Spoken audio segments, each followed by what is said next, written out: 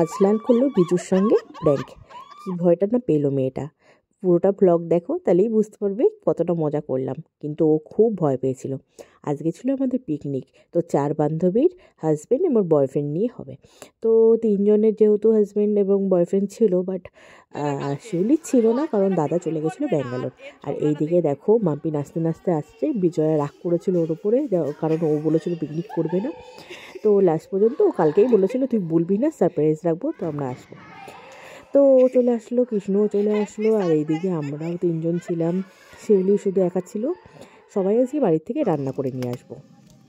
বিজু এদিকে করলো হচ্ছে চিকেন পকোড়া আর প্যান ফ্রাই চিকেন টাইপের চেষ্টা করেছে। ও অ্যাকচুয়ালি রান্না করতে অতটা ভালো পারে না, কিন্তু আমাদের জন্য চেষ্টা করেছে। আমি প্রথমে ভেবেছি এটা মাছের ডিম, পরে দেখলাম না, পকোড়াই করেছে। খুব টেস্টি হয়েছিল খেতে, সত্যি ও যে চেষ্টা করেছে এটাই অনেক। আর এইদিকে আমরা রান্না করেছিলাম, আমি করেছিলাম এইখানে মিক্সড ফ্রাইড রাইস, এটা শিউলি করেছিল চিলি চিকেন। আর এইদিকে আমাদের বাড়ির থেকে মা আর দাদা ছিল পিকনিকে, তো দাদার দিক থেকে দাদা করেছিল চিকেন দো পেঁয়াজা। আর এই পাশে দেখো মাপে আসার সময় চাটনি, পাঁপড় এবং মিষ্টি নিয়ে চলে এসেছিলো। এই চাটনিটা করেছিল, খুবই সুন্দর হয়েছিল। এরপরে দেখো বিজুর সঙ্গে প্র্যাঙ্ক। দেখো বিজু কি ভয় পেয়েছে। এখানে সবাই মজা করছে, একটা সাপ এনে বিজয়ের গায়ের মধ্যে দিয়ে দিল। ও খুব কান্না করে দেওয়ার মতো, ও খুব ভয় পেয়েছে, খুব সাপ ভয় পায়। আমাকে বলেছিল তুই আমাকে সাপ দিবি না কোনো সময়।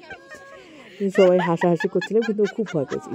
দেন আমরা চলে গেলাম খেতে বসতে। নাচানাচিও অনেক করেছিলাম, কিন্তু যেহেতু কপিরাইট চলে আসবে তার জন্য আমি তোমার নাচের ভিডিওটি নিয়ে এই যে চিলি চিকেন, চিকেন কষা সব কিছু দিয়ে আমরা খাওয়া দাওয়া করলাম।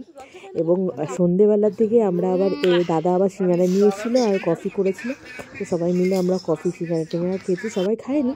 দেন চলে গেলাম মেলাতে। মেলায় যে একটু ঘুরলাম, 1/2 ঘন্টার মতো ছিলাম।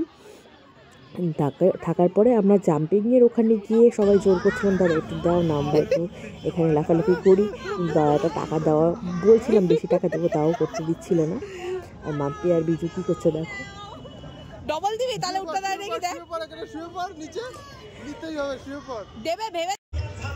বয়স তো আমাদের হয়েছে, কিন্তু মনের বয়স অ্যাকচুয়ালি হয়নি। তো ব্যাপারটা হচ্ছে সত্যি এখন আমরা বাচ্চা, এই যেখানে সেখানে গান শুনলে নাচানাচি শুরু করে দিই। মজা তো অ্যাকচুয়ালি করতে হবে, যতই মানুষের লাইফে জীবনে কষ্ট থাকুক না থাকুক, নিজেদের তো বাঁচতে হবে, তাই না?